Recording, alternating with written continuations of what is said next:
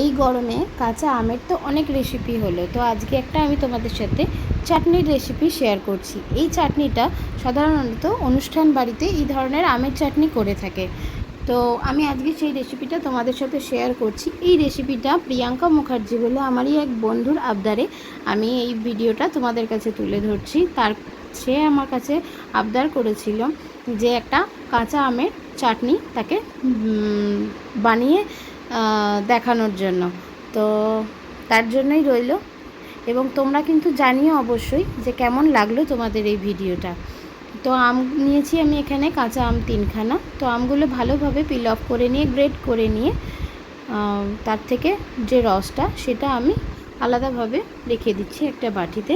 তো আমগুলোকে এবং আমের যে রসটা দুটোকে সেপারেট করে নিলাম। এবার প্যানটা আমি গরম করে নিয়ে তাতে 5 ফোড়ন এবং শুকনো লঙ্কা খুব ভালোভাবে ড্রাই রোস্ট করে নিয়ে সেটা নামিয়ে রাখলাম। তোমরা তোমাদের স্বাদ অনুসারে ঝালটা কম বেশি করতেই পারো।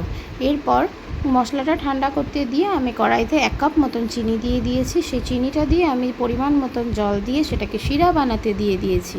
তো শিরাটা আমার বেশ চিনিটা গলে যাওয়ার পর আমি তাতে কিশমিশ অ্যাড করেছি কিছু পরিমাণ। তো কিশমিশটা বেশ খানিকক্ষণ জাল উঠে গেলে তারপর আমি দিয়ে দিয়েছি আমার গ্রেট করে রাখা যে কাঁচা আমটা ছিল সেটা দিয়ে দিয়েছি।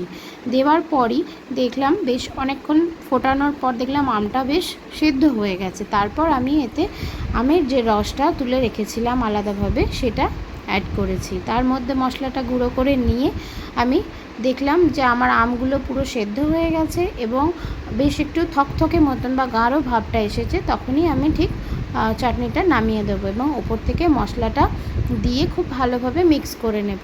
তো আমার রেডি হয়ে গেল একদম অনুষ্ঠান বাড়ির মতন থকথকে কাঁচা আমের চাটনি। তো কেমন লাগলো এটা তোমরা তখনই জানাবে, আগে বাড়িতে ট্রাই করো, তারপর জানিও কিন্তু আমার কমেন্ট বক্সে কেমন লাগলো তোমাদের এই চাটনি।